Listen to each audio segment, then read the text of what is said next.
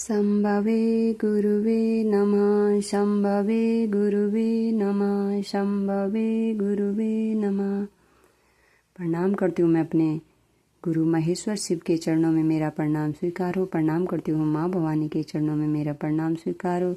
प्रणाम करती हूँ साप दीदी के चरणों में मेरा प्रणाम स्वीकार हो। प्रणाम करती हूँ आप सभी गुरु भाई बहनों के चरणों में मेरा प्रणाम स्वीकार हो। आप सभी का बहुत बहुत धन्यवाद। चैनल को सब्सक्राइब कीजिएगा। आगे सुनते हैं शिष्य अनुभूति साप श्री हरिंद्रानंद की लिखी हुई पुस्तक।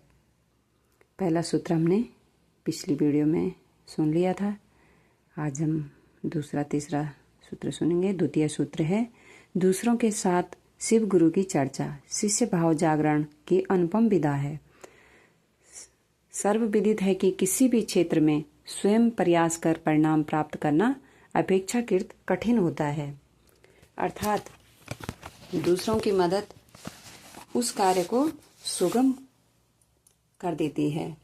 प्रथम सूत्र में स्वयं प्रयास की स्वतंत्र विधा निरूपित है। दूसरों के साथ शिव गुरु की चर्चा परिसंवाद का एक वर्चुअल निर्मित करती है। गुरु चर्चा परिचर्चा में परिणित हो जाती है। सभी वक्ता एवं श्रोता होते हैं। वह वर्तुल शिव शिष्यता के विचार अथवा भाव को प्रगाढ़ करता है।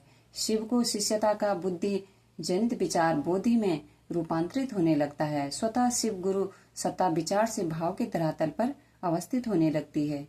व्यक्ति का मन जो अपने जागतिक स्वभाव के कारण संसार की ओर स्वचालित विधि से गतिमान है, दूसरों के साथ शिव गुरु चर्चा की स्थिति में शिव गुरु से जुड़ाव की दिशा में चल पड़ता है।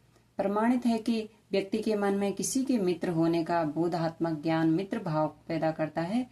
महेश्वर शिव स्वयं गुरु हैं। इसके सैद्धांतिक एवं व्यावहारिक पक्ष को समझाने की प्रक्रिया में व्यक्ति का मन सुगमता से स्वयं भी यह समझने लगता है कि शिव गुरु हैं। शिव के गुरु होने की समझ अथवा उसका बोधात्मक ज्ञान वक्ता के मन में स्वतः शिष्य भाव का प्रबल उद्वेग पैदा करता है।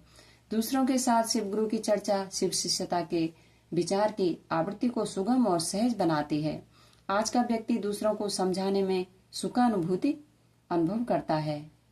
तदेव ये तद व्यक्ति के लिए शिव गुरु चर्चा सुगम है और अत्यंत परिणामदायी भी। शिव के शिष्य इसी कारण से शिष्य भाव की जागृति हेतु दूसरों के साथ शिव गुरु की चर्चा करते हैं और करने को कहते हैं। मैंने अनुभूत किया है कि शिष्य के कर्ता मन के लिए निश्चित रूप से गुरु दया प्राप्ति का यही सरल एवं सुगम साधन है तथा गुरु आदेशित कर्म भी।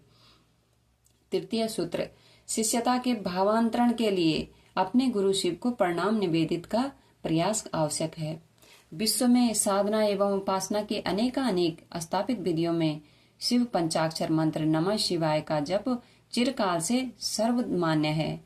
मंत्रों का जप माला अथवा अजपा जप के माध्यम से किया जाता है। मंत्र जप की अजपा जप विधि सर्वोत्तम है।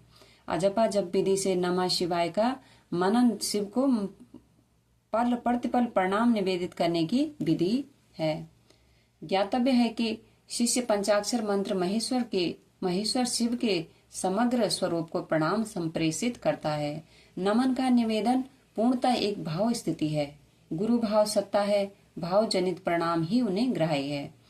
मंत्र विज्ञान की विवेचना में हम पाते हैं कि मंत्रों का जप भाव की स्थिति में ही फलदायी है। शब्दों का एक विशेष समूह अथवा अक्षर विशेष मंत्रों का बाहरी रूप है, किंतु प्रत्येक मंत्र में किसी विशेष देवता अथवा अशरीरी भाव सत्ता की स्थिति होती है।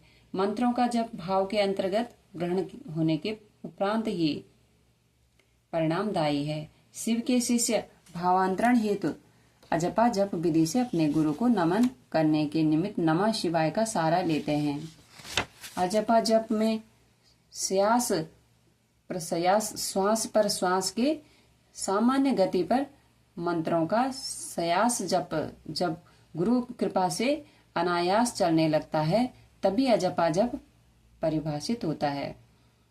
अजपा जप में श्वास पर श्वास की सामान्य गति पर मंत्रों का श्वास जब गुरु की कृपा से अनायास चलने लगता है तभी अजप अजप प्रभाषित होता है।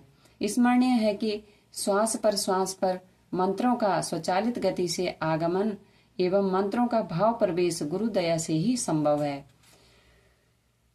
शिव गुरु नमन हेतु रुद्राक्ष अथवा अंगुलियों पर शिव पंचाक्षर मंत्र की जप की प्रक्रिया भी अपनाई जा सकती है। माला जप में गणना की 108 संख्या निर्धारित है। 108 की संख्या का निर्धारण काल एवं स्थान की गणना के गुणनफल से है। काल की गणना 27 नक्षत्रों से की गई है। एक सूर्य इन नक्षत्रों पर संचरण करते हैं और 4 दिशाओं में कालगत सृष्टि को स्थिति और विनाश का कर्म संपन्न होता रहता है। 27 नक्षत्र एवं 4 दिशाओं पर नृत्य करता हुआ काल गुणात्मक प्रवृत्ति का है। अतएव 27 नक्षत्र एवं 4 दिशाओं का गुणात्मक योग 108 मंत्र जप की संख्या निर्धारित मानी गई है। स्वतंत्र दिशाएं 4 ही हैं। कौणिक दिशाएं स्वतंत्र दिशाएं नहीं है। स्मरण रखना है कि नमः शिवाय का मनन एक दिवारात्रि में 108 बार यानी 1 माला किया जा सकता है। मानसिक जप की इस प्रक्रिया में अपने गुरु शिव को मंत्रानुक्रम से भाव प्रणाम की मना स्थिति आवश्यक है। यह प्रणाम शिष्य भाव के स्फुरण तथा अपने प्रारब्ध जनित कष्टों को मिटाने के निमित्त मननकर्ता को की शक्ति से किया गया उद्यम है। नमन की प्रक्रिया में भाव प्रवेश की स्थिति गुरु दया से लाभ्य है। साथ ही साथ शिष्य गुरु की दया से ही अपने कर्म बंधनों से मुक्त होता हुआ उनकी असीम दया को प्राप्त करता है। अपने गुरु सहित साफ दीदी के चरणों में मेरा प्रणाम। आप सभी गुरु भाई बहनों के चरणों में प्रणाम। सभी का बहुत बहुत धन्यवाद। इससे आगे हम कल सुनेंगे।